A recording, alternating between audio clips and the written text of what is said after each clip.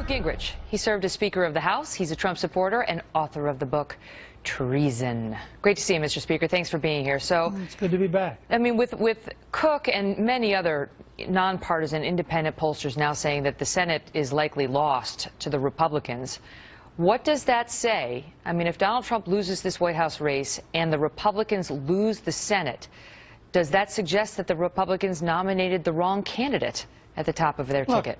The next 2 weeks are a contest of two parallel universes. I just listened to that report. First of all, I used to hang out with Charlie Cook when he would explain that Donald Trump was hopeless and would not get the nomination. I like Charlie. That doesn't mean he's infallible. But let's take the report we just got. Republicans are actually outvoting Democrats in Florida. They're outvoting Democrats in Pennsylvania. That's unprecedented. They've cut the Democratic lead. You predict a win in Pennsylvania? I think they might. Really? Do you think Trump's going to win Pennsylvania? Look, all I can report to you right now is they're outvoting the Democrats in early voting, which is also true in Florida, which is unprecedented. But all of the polls in Pennsylvania have her winning. What? All of the polls in Pennsylvania have her ahead. I know. I just told you we have two alternative universes right now. In Iowa, for example, the Democrats are 50,000 votes behind where they were with Barack Obama in turnout. The governor is very confident we're going to carry Iowa, which Obama carried last time. I can just carry you through case after case like this. In Minnesota, we're almost certainly going to win the congressional seat up around Duluth, which is a very Democratic area, but it deeply dislikes Hillary Clinton.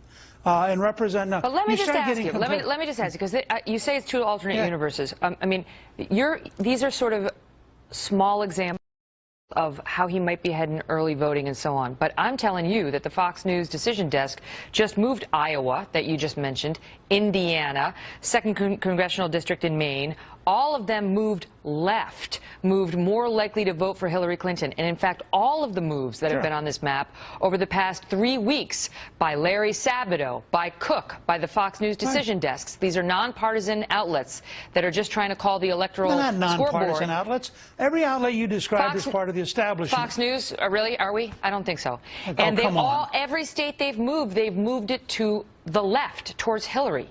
And you tell me whether that's all made up. No, I think they're two alternative universes. You have a poll which suggests that she's going to get a Barack Obama turnout among African Americans.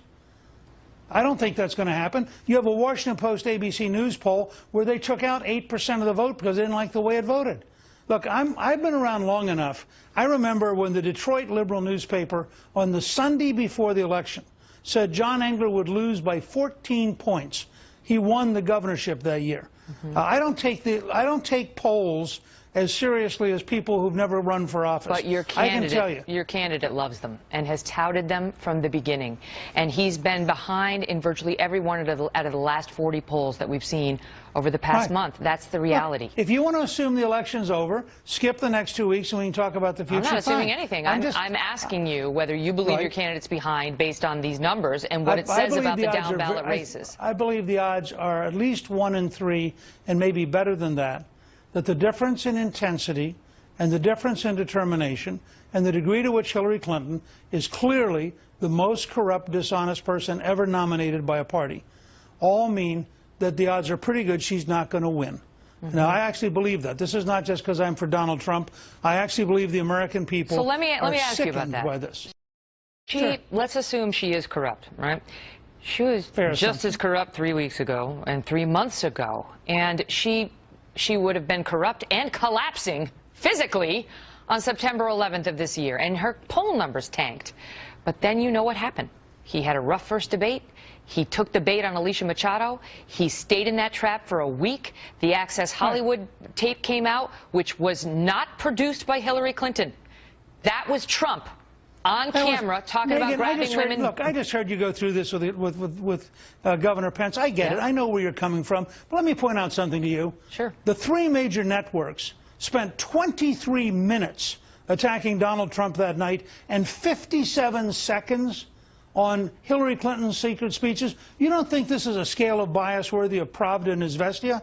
I mean, you want to know why Donald Trump's had a rough time? If Trump is a sexual predator, that is... He's not a sexual predator. Okay, that's your opinion. I'm not taking a position on it. You could not defend that statement. I am not taking a position on it. I'm sick and tired of people like you using language that's inflammatory, that's not true. Excuse me, Mr. Speaker. Donald you have Trump no was not idea whether it's true or not. What we know is that neither, there are at least... Neither do you. That's right, and I'm not taking a position on it, No, unlike yes, you are. When you use the words, you took a position. So what and I think said it's very is unfair of you to do that, Megyn. Incorrect. I think that is exactly the bias people are upset by. I think that your defensiveness on this may speak volumes, sir.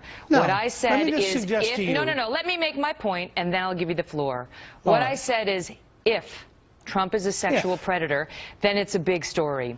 And what we saw on that tape was Trump himself saying that he likes to grab women by the genitals and kiss them against their will. That's what we saw. Then we saw 10 women come forward after he denied actually doing it at a debate to say that was untrue. He did it to me. He did it to me. We saw reporters. We saw people who had worked with him, people from Apprentice, and so on and so forth. He denies it all, which is his right. We don't know what the truth is. My point to you is, as a media story, we don't get to say the 10 women are lying. We have to cover that story, sir. Sure. Okay, so it's worth 23 minutes of the three networks to cover that story. And Hillary Clinton, in a secret speech in Brazil to a bank that pays her $225,000, saying her dream is an open border where 600 million people could come to America. That's not worth covering. That is worth when you covering. want to go back through the tapes of your show recently, you are fascinated with sex and you don't care about public policy. Me? Now, that's really? what I get out of watching you tonight. You know what, Mr. Speaker, I'm not fascinated by sex, but I am fascinated by the protection of women and understanding what we're getting in the Oval Office. And I think the American voters would like to know. And therefore, we're going to send Bill Clinton back to the East Wing because, after all, you are worried about sexual predators. Yeah, listen, it's not about me. It's about the women and men of America. And the poll numbers show us that the women of America in particular are very concerned about these allegations and in large part believe that they are a real issue. And don't dismiss the women summarily. Do you want to comment on whether the Clinton ticket has a relationship to a sexual predator? We, on the Kelly file, have covered that story as well, sir. I will tell you the polls. I just want to hear you use the words. I want to hear you use the words, Bill Clinton, sexual predator. I dare you. Say Bill Clinton, sexual predator. Mr. Speaker, disbarred by the Arkansas bar. Disbarred by the Arkansas bar. $850,000 penalty. Excuse me, sir.